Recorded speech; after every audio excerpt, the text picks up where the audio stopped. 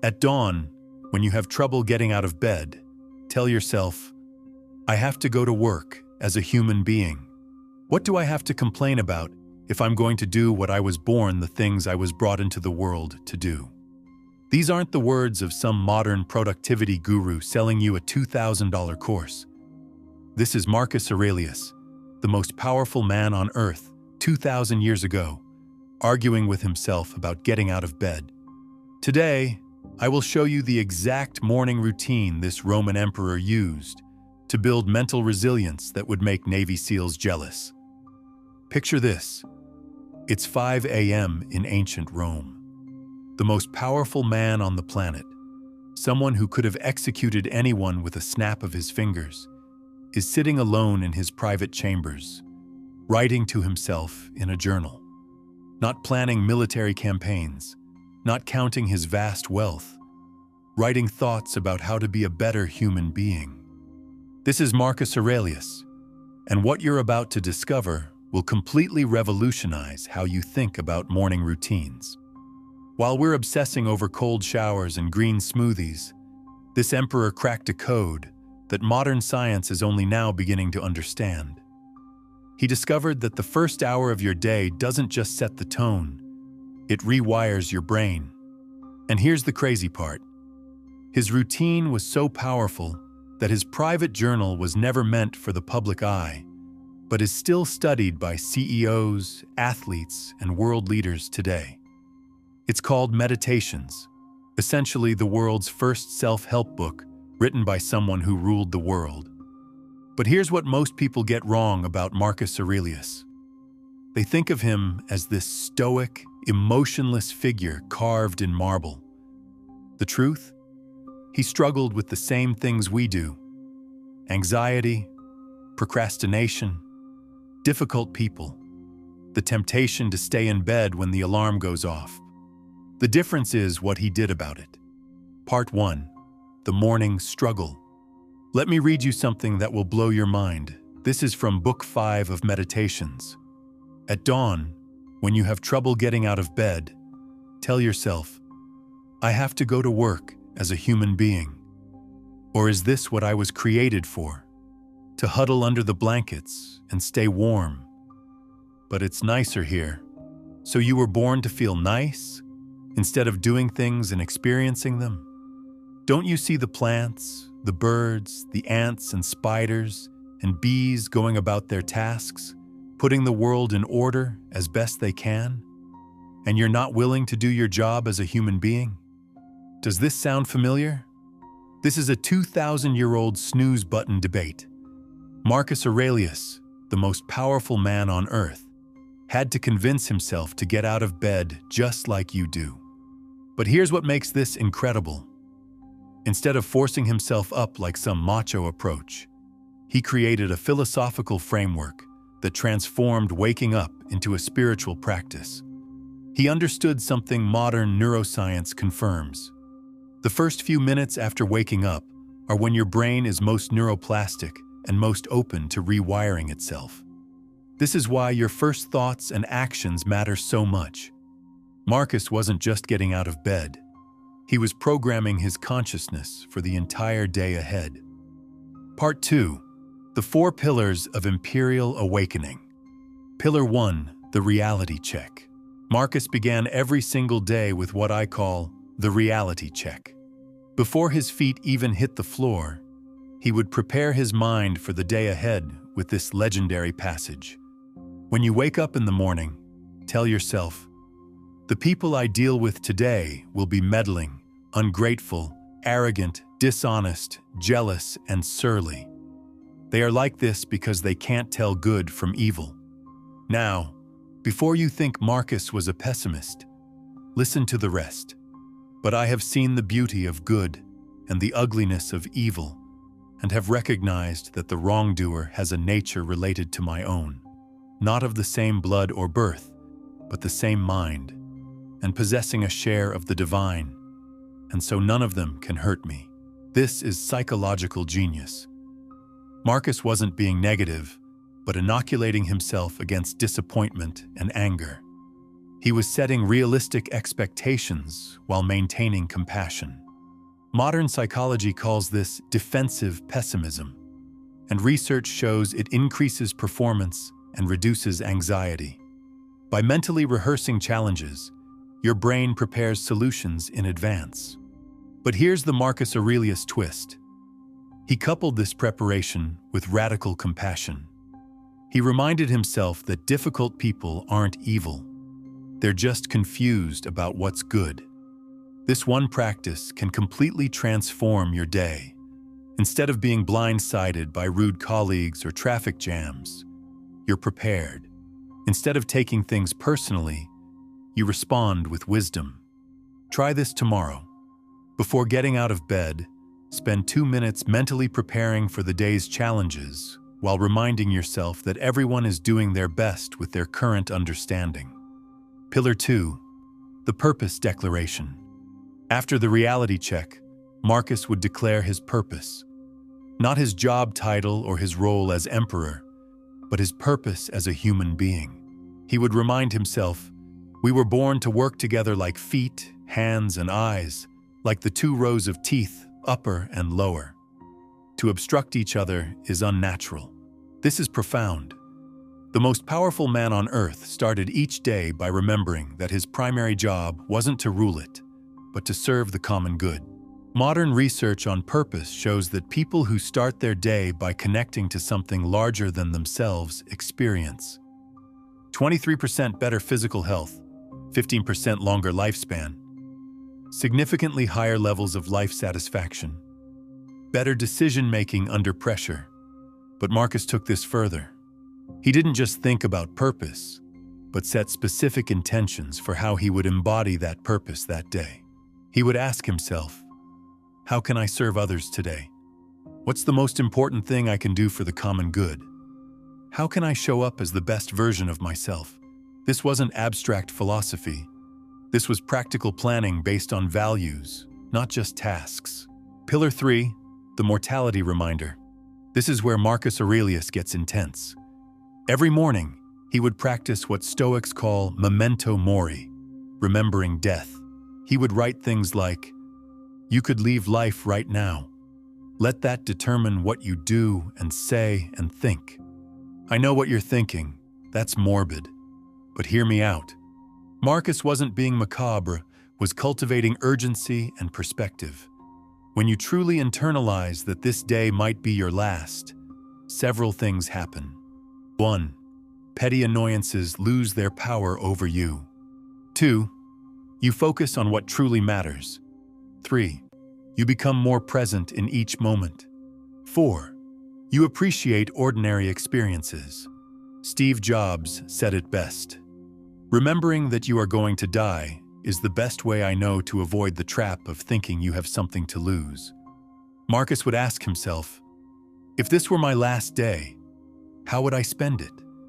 How would I treat the people I encounter? What would I want to accomplish?" This practice doesn't make you depressed. It makes you alive. Pillar 4, the physical activation. Marcus Aurelius wasn't just a philosopher, was a warrior. Every morning included physical preparation for the day. He understood that a strong mind requires a strong body. His routine included cold water exposure. Ancient Romans were prominent in cold baths. Physical exercise or movement. Proper nutrition to fuel the day. But here's what's interesting.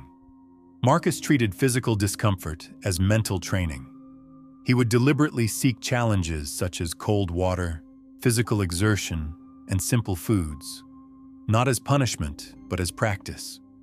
He was training his mind to be comfortable with discomfort, to not be controlled by physical sensations or cravings for comfort. Modern neuroscience shows that voluntary discomfort rewires your brain, increasing your tolerance for stress and building mental resilience. Marcus would say to himself, "What doesn't kill me makes me stronger." Wait, that was Nietzsche. But the sentiment was the same. Part 3. The journal practice. Now, here's where Marcus Aurelius becomes truly revolutionary. He didn't just think of these thoughts, He wrote them down. Every single morning, Marcus would spend time with what he called his journal to myself. This wasn't a diary of events. It was a practice of philosophical self-coaching. He would write things like, "Today I will be meeting with interference, ingratitude, insolence, disloyalty, ill will, and selfishness." The happiness of your life depends upon the quality of your thoughts. Our life is what our thoughts make it. But notice something. He wasn't just writing random inspirational quotes. He conversed with himself, worked through specific challenges, and reinforced core principles. Modern research on journaling shows incredible benefits. 47% reduction in stress, improved immune function, better emotional regulation, increased self-awareness, enhanced problem-solving abilities. But Marcus took this practice to the next level. His journal entries followed a specific pattern. Step 1. Philosophical preparation. He would remind himself of key Stoic principles that applied to the day ahead. Step 2. Intention setting. He would write down his specific goals and how he wanted to show up. Step 3. Challenge anticipation. He would mentally rehearse potential difficulties and his responses. Step 4. Gratitude and perspective. He would remind himself of what he was grateful for and the bigger picture. This wasn't just positive thinking. It was strategic mental programming. Part 4. The evening review. What most people miss about Marcus Aurelius. His morning routine was only half the equation. The real magic happened in the evening. Seneca, another great Stoic, described this practice perfectly. "When the light has been taken away and my wife has fallen silent, I examine my entire day and go back over what I have done and said, hiding nothing from myself, passing nothing by." Marcus would end each day by reviewing the following. What did I do well today? He would genuinely acknowledge his victories, no matter how small. This builds confidence and reinforces positive patterns. What could I improve? He would assess his mistakes and failures honestly, but not beat himself up to learn and grow. What did I learn about myself? He would extract wisdom from the day's experiences, treating every interaction as data for self-improvement. How can I be better tomorrow? He would set specific intentions for the next day based on his learning. This practice creates a feedback loop between your morning intentions and evening reflections. You start the day with purpose and end it with wisdom.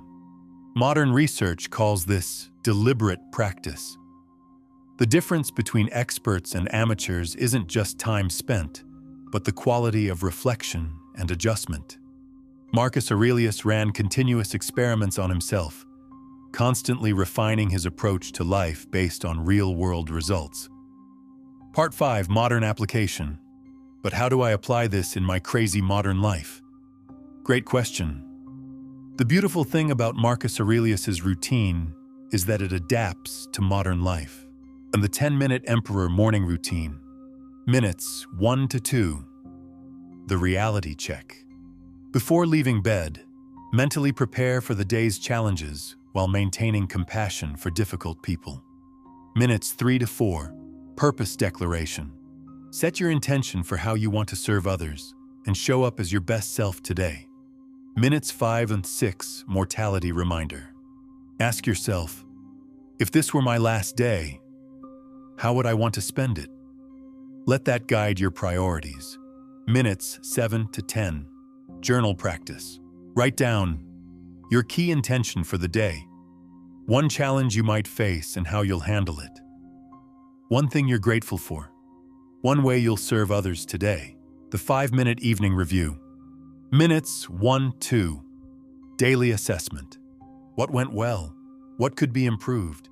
Minutes 3-4. Learning extraction. What did I learn about myself today? Minute 5. Tomorrow's intention. Based on today, how will I be better tomorrow? That's it. 15 minutes total that can completely transform your life. But here's the key. Consistency over intensity. Marcus did this for decades, not just when he felt motivated. Marcus Aurelius ruled the largest empire in human history. He led armies, made life and death decisions, and dealt with plagues, wars, and political intrigue. But he didn't start his day checking messages or rushing into action. He began with philosophy, with intention, with preparation, because he understood something we've forgotten. How you start your day determines who you become. The most powerful man on earth spent time every morning becoming a better human being. What's your excuse? Your morning routine isn't just about productivity, but character development.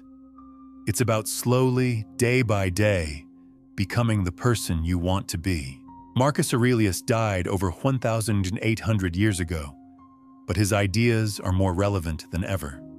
In a world of constant distraction and endless demands, we need the mental discipline and clarity that comes from starting each day with intention. So here's my challenge. Try the 10-minute Emperor routine for 1 week. Not because some productivity guru told you to, but because one of history's most outstanding leaders proved it works. And here's what I guarantee will happen. You'll start making decisions based on your values, not your impulses. You'll become more resilient to stress and setbacks. You'll find meaning in ordinary moments. Most importantly, you'll start living like the person you were meant to be. If this video helped you understand the power of an intentional morning routine, smash that like button and subscribe for more ancient wisdom that works in modern life. And remember Marcus Aurelius's words, "The happiness of your life depends upon the quality of your thoughts. Make them count."